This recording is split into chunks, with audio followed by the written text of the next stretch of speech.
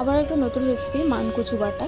কচুটাকে ভালোভাবে ধুয়ে কেটে ঘষে নিতে হবে। ঘষে নেওয়ার পরে বেটে নিতে হবে মিক্সচার মেশিন বা শিলনোড়ায়, যে কোনো একটা বাটলেই হবে। সর্ষে, পোস্ত আর শুকনো লঙ্কা একসাথেই বেটে নিতে হবে।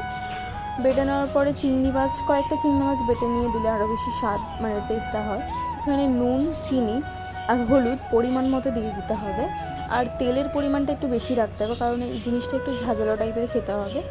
ঝাঁঝ একদম, মানে যাতে সর্দি কাশি থাকলে একদম, মানে একদম মুখটা আর কি ছেড়ে যাবে। দারুণ লাগে খেতে, দুর্দান্ত স্বাদ হয় আর একটুও গলা ধরে না। আবারও একটু চিংড়ি মাছ দিয়ে দেওয়া হচ্ছে আর কয়েকটা গোটা কাঁচা লঙ্কা দিয়ে দিচ্ছে। তারপরে ভালোভাবে মাখিয়ে একটা টিফিন কারি বাটিতে নিয়ে নেওয়া হবে।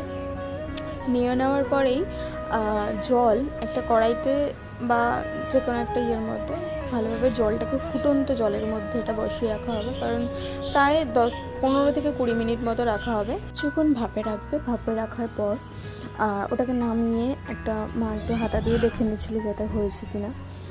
আর থালায় সার্ভ করার পর দেখতে দুর্দান্ত লাগছিলো, যেরকম খেতেও সেরকম স্বাদ ছিল।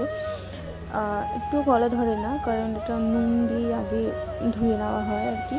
খুব সুন্দর লাগে খেতে, খুব স্বাদ হয়। আর একবার ট্রাই করে দেখতে পারো রেসিপিটা, খুব সুন্দর খেতে হয়। Thank you for watching, please support.